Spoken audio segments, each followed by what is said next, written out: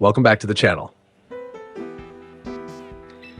Today, I want to sit down and talk about something a lot of new Pokémon Champions players are experiencing right now.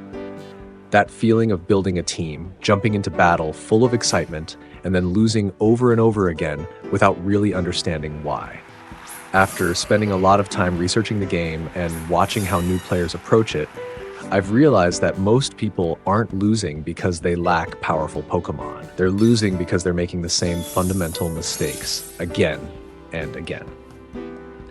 In this video, I'm going to share 10 things you should avoid if you don't want to waste valuable resources and watch your rank drop for reasons that are completely preventable. But before we get into the list, I want to quickly talk about the nature of Pokémon Champions itself, because understanding what kind of game this is will help you understand why these mistakes are so costly in the first place. Pokémon Champions is a free-to-start game with optional in-game purchases, and it's available on Nintendo Switch, Switch 2, as well as mobile devices through the App Store and Google Play. If you're using the same Nintendo account, your save data carries across platforms, so switching between your Switch and your phone is seamless and convenient. When it comes to gameplay, there are three main battle formats: ranked battles, casual battles, and private battles. You can also choose between single battles and double battles, depending on your preferred style of play. Now, here's the important part I really want to emphasize. Ranked battles operate on a seasonal system, and each season can have its own set of regulations. These regulations determine which Pokémon are allowed, what team building rules apply, and what strategies are considered legal during that particular season. In other words, the competitive environment can change over time.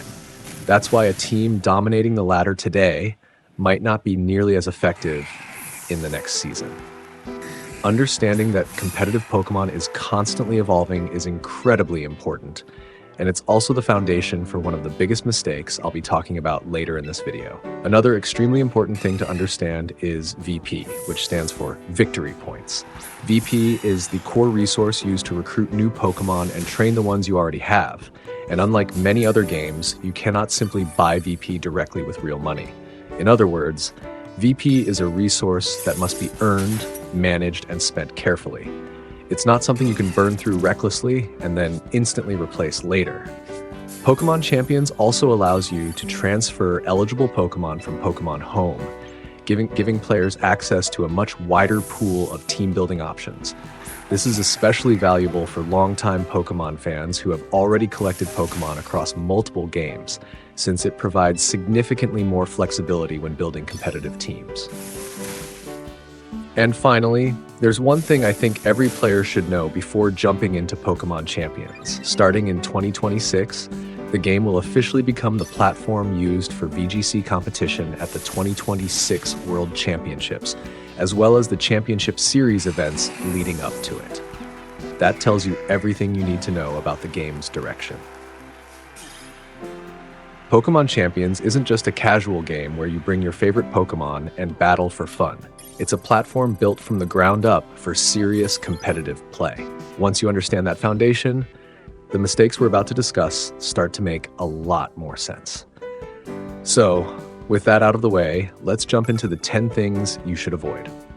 Mistake number 1, and in my opinion, the mistake with the biggest long-term consequences, is spending your VP recklessly during your first few days.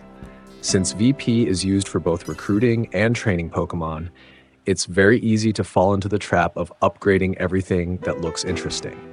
You see a Pokémon you like, you spend VP. You unlock something new, you spend more VP. Before long, you find yourself wanting to build a serious competitive team, but realizing you no longer have the resources to do it properly. My advice is simple. Decide what direction you want your account to take before you start investing heavily. Have a plan first, then spend your VP in support of that plan instead of making decisions on the fly. Mistake number 2 is recruiting Pokémon based purely on emotion. This is completely natural. You see a Pokémon that looks cool and reminds you of an old favorite, or simply catches your attention, and your first instinct is to recruit it immediately. The problem is that recruiting comes with a real resource cost. Before committing, ask yourself a simple question. Does this Pokémon actually contribute to the team or strategy I'm trying to build? If you're not sure, it's usually better to wait. In Pokémon Champions, correcting a bad decision almost always costs additional resources, so taking a few extra minutes to think before recruiting can save you a lot of VP in the long run. Mistake number 3 is directly related to training your Pokémon. A lot of new players start investing resources into a Pokémon before they've even decided what role that Pokémon is supposed to play on the team. Is it an attacker, a support, a defensive wall, a speed controller? The problem is that changing a Pokémon's nature, ability, moveset, and stat distribution all comes with a cost. If you train based on instinct and later realize you built it for the wrong role, you'll end up spending even more resources to fix those mistakes. My advice is simple. Before investing in any Pokémon, ask yourself one question. What exactly is this Pokémon supposed to do for my team? If you don't know the answer yet, spend a little time researching builds and strategies before committing your resources. Mistake number 4 is focusing too much on individual power while completely ignoring team synergy. Pokémon Champions is a competitive game with ranked ladders and official regulations. Winning isn't about taking the 6 strongest Pokémon you can find and throwing them into battle together. It's about building a team where each member supports the others, covers weaknesses, and contributes to a shared game plan. I like to put it this way. Don't build your team like you're collecting celebrities.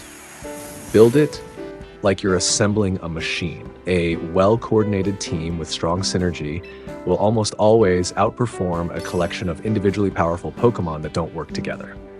Mistake number 5, and probably the one I see new players overlook the most, is having no form of speed control on your team. Speed determines who gets to move first, and in competitive Pokémon, moving first can often decide the outcome of an entire battle. If your team has no way to control speed through tools like Tailwind, Trick Room, priority moves, or other speed manipulation options, you'll constantly find yourself reacting to your opponent instead of dictating the pace of the match. A surprising number of losses don't happen because a team lacks power. They happen because the player has no answer when the opponent gains the speed advantage. Mistake number 6 is underestimating support Pokémon. Many beginners love the idea of bringing a team full of attackers and overwhelming opponents with raw damage. While that sounds great on paper, competitive Pokémon isn't simply about hitting as hard as possible. A strong support Pokémon can elevate an entire team by setting up favorable conditions, protecting allies, controlling the battlefield, or disrupting the opponent's strategy. These contributions often have a much bigger impact than adding another attacker. If your team is made up entirely of offensive Pokémon with no support options, you'll often struggle against opponents whose teams are built around coordination and synergy rather than pure damage output. In competitive play, a great support Pokémon doesn't just help one teammate, it makes the entire team stronger. Mistake number 7 is copying a meta team without actually understanding how it works. There's nothing wrong with using a popular team or borrowing a successful tournament build. In fact, it's one of the fastest ways to learn competitive Pokémon. The problem begins when you copy a team without understanding the role of each Pokémon, the team's win condition, its preferred leads, or how it's supposed to control the flow of a match. If you don't understand why the team wins, you're not really playing the team. You're just pressing buttons and hoping for the best. And the moment something unexpected happens, you'll find yourself completely lost because you never truly understood the strategy behind the team in the first place. Mistake number 8 is thinking about damage every single turn. A lot of newer players assume that attacking is always the correct play, but competitive Pokémon is far more nuanced than that. Sometimes the best move is protect, sometimes it's switching. Sometimes it's preserving an important Pokémon for later rather than risking it for immediate damage. The strongest players understand that positioning and timing are often more important than raw aggression. They know when to slow the game down, when to stall out opposing Tailwind or Trick Room turns, and when to play patiently to protect their win condition instead of forcing damage at every opportunity. Mistake number 9 is completely rebuilding your team after every losing streak. This is a very natural reaction. You lose several matches in a row, get frustrated, and immediately assume the team is the problem. The issue is that if you constantly abandon teams, you'll never learn their strengths, weaknesses, matchups, or optimal play patterns. When you lose, take a step back and analyze why it happened. Was it a difficult matchup? A mistake during the battle? A weakness in the team structure? Or simply a lack of experience with the team? Instead of throwing everything away and starting over, make targeted adjustments and continue learning. Over time, that approach will teach you far more than constantly chasing the next team composition. And finally, mistake number 10, expecting to win right away as a beginner. This game is being used for the VGC World Championships, which means you're competing against players who may have years of Pokémon competitive experience. Losing a lot of matches during your first few days doesn't mean you're bad at the game. It simply means you're learning, just like everyone else did when they started. Don't let a few early losses discourage you or push you away from the game. To wrap things up, if there's one thing I want you to remember from this video, it's this. Pokémon Champions is not a game where you pick 6 strong Pokémon and automatically win. It's a game that rewards understanding your resources, understanding the role of every Pokémon on your team, and understanding the flow of battle. Your victory points are limited. Recruiting and training Pokémon should be done with a plan, and the strongest teams aren't built from individual power alone. They're built from synergy and teamwork. If you found this video helpful, let me know in the comments which part of the game you're struggling with the most. For my next video, I might cover how to build a beginner-friendly team while spending VP efficiently, or create a deeper guide on climbing the ranked ladder in Pokémon Champions. Thank you so much for watching all the way to the end. I'll see you in the next video.